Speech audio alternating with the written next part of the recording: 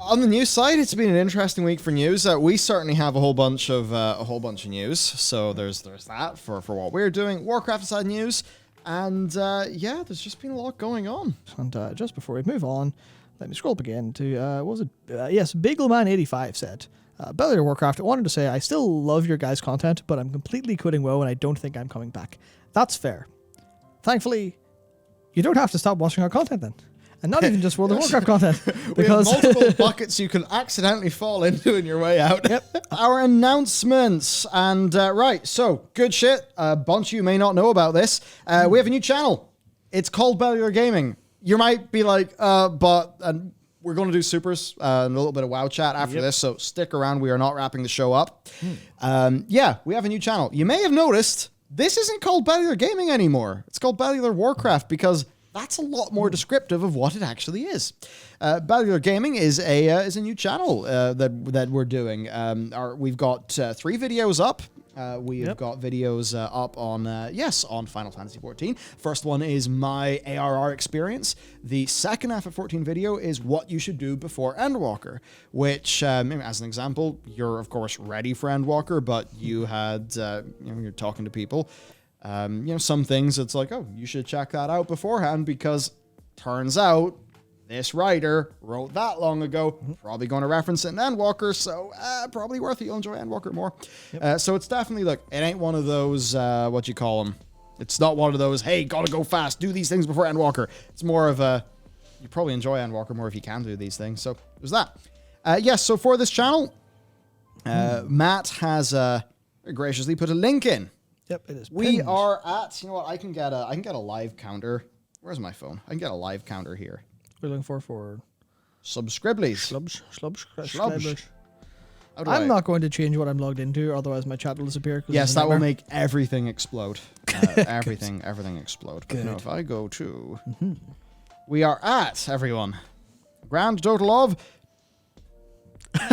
Fuck me, we got another 1,000 since we recorded the news videos today, Matt. Yeah, that's pretty sweet. We're at 20,990 subscribers on the new Bellular Gaming. Let's see by the end of this stream how many subscribers we're at. Might be a fun little game. So we started at 2,990. Should probably, do you know that down in the Notion doc? Might be fun to do a little compare. 29, yes. Not 2990, 20990. I mean, now it's 21,006, but we'll start with that first number. Yeah. Look, everyone, we really appreciate the support. It's just so much fun. You're bursting with ideas. I'm bursting with ideas. Yep. It's new stuff, fun stuff. And look, we didn't want to cut and run for Warcraft. I just didn't feel that would be right. And there's still things I want to do with Warcraft.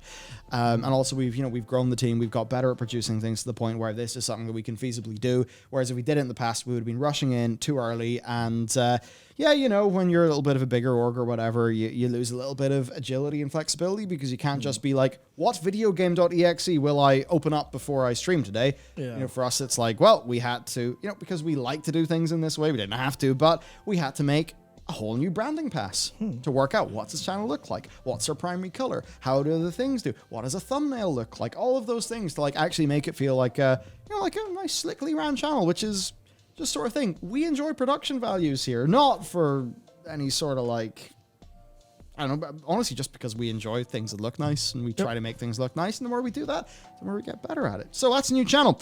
The other thing then, video games. So you guys, stream audience, you have known the most about games for a while because I've been dropping teases and hints.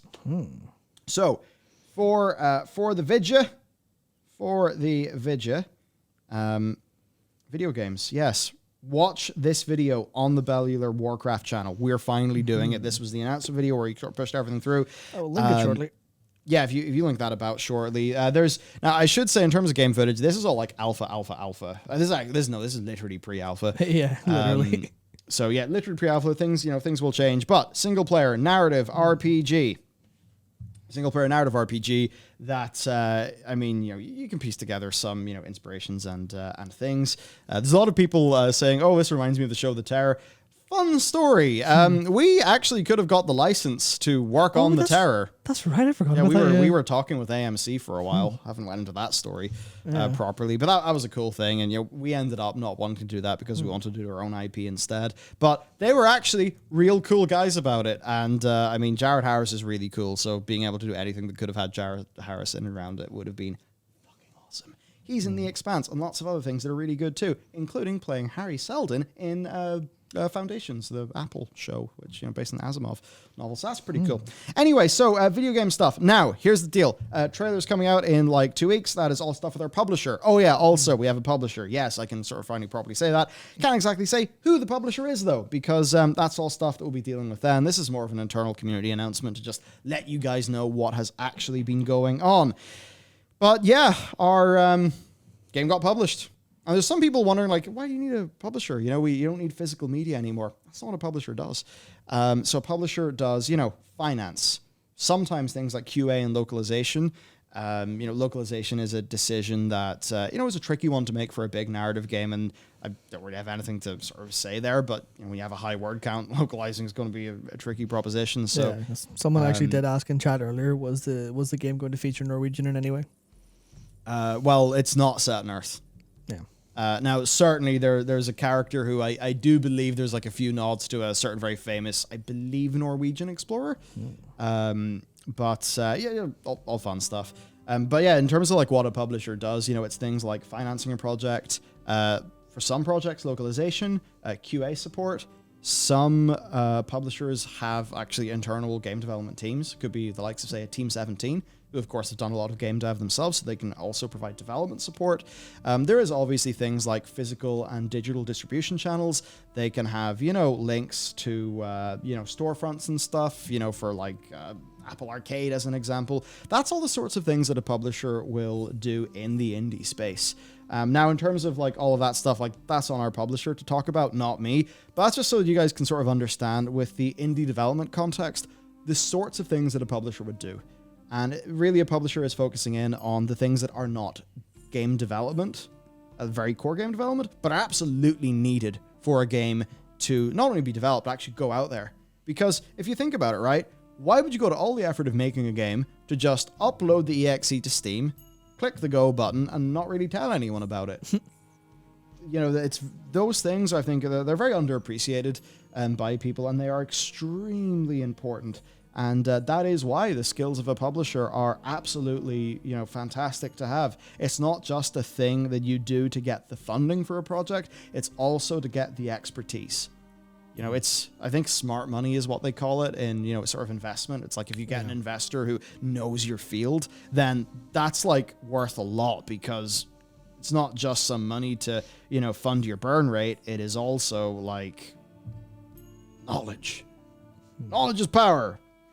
etc. Steal that one from Khadgar. So yeah, there's a little bit of game stuff there, and also there is some game OST in this section of the video, and at the very end, it is played out with a nice little scene that they threw together, as well as some of the more rousing music. It's actually not a finished version of that track, but people really seem to have liked it, and it was fun sharing that with James. So all that stuff's been going on. It's been a pretty busy time. We'll have more to talk about in a bit. In terms of videos then, we have, my Final Fantasy XIV journey, the start of something new. We have Is New World Worth Your Time? And we have What to Do Before Endwalker, knowledge from FF14 vets. And this has been the really cool thing. So whenever, it's kind of tricky because we have two Matts.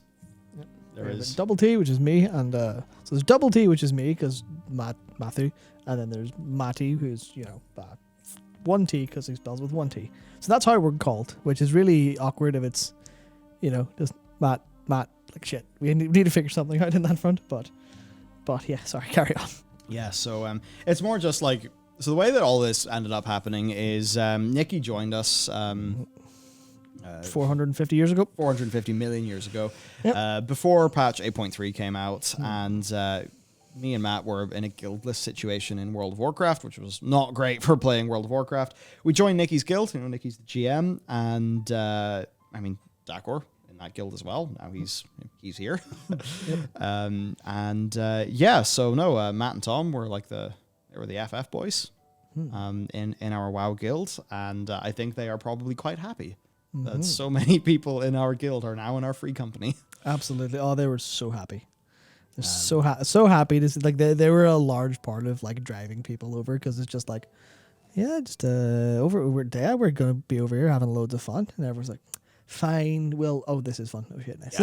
Yeah. So that's the really good thing, because I'm a Sprout, and when I think about this channel, and because it's going to cover other things, but obviously there's going to be a lot of FF in the earlier days, because, well, let's be real, it's the most interesting thing right now, and it's what we're all really wanting to play ourselves. Yeah, it's the hot and spicy ticket, and also Endwalker. Yeah, I mean, if you're vaguely near the MMO space and not excited about Endwalker, even just for how others in the space will enjoy it, then kind of you're lost, to be honest. Yeah, so the way that I see this channel in regards to FF14 content is, you know, there's me talking about my experience, because I think some people are like interested in, you know, what does a WoW person think about this? Yeah. Or, you know, what do I think about it? Because people have been watching our stuff for a while. But in my head, where I really see an ability to provide utility and to help people and to be a more like positive influence within the FF14 space, is that I am a Sprout. Big Sprout. Big Sprout. And I can sort of call in I can call in the wise men, bring them around the campfire and be like, wise man, give me your knowledge, tell me what's going on. And hopefully I can then digest that and be able to help the fellow Sprouts. You know, so this is a general opinion thing if you're interested in what, you know, I mean, what me and Matt are thinking about things. But also I really view it as like helping the fellow Sprouts. So that people can have a more fun time. So the channel I always want to work out, you know, how can I provide utility? How can our org help people? And, you know, for some of it's like we care about WoW a lot. That's why you do see the WoW critique videos. That's why we do dive into the numbers of WoW.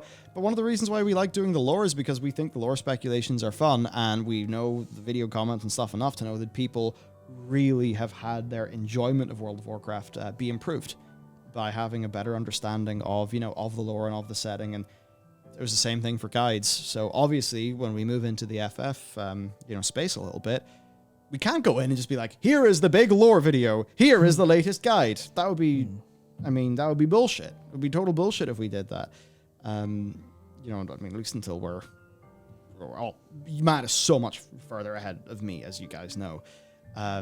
But, you know, in the time till then, I can at least be in a position where I'm on the same journey as, hundreds of thousands of people. Yep. All the Sprouts. So, help the fellow Sprouts. That's what I want to do. And it's just very fulfilling. It's very fulfilling. And I'm enjoying it a lot. Good. A lot indeed. Mm-hmm. So, yeah.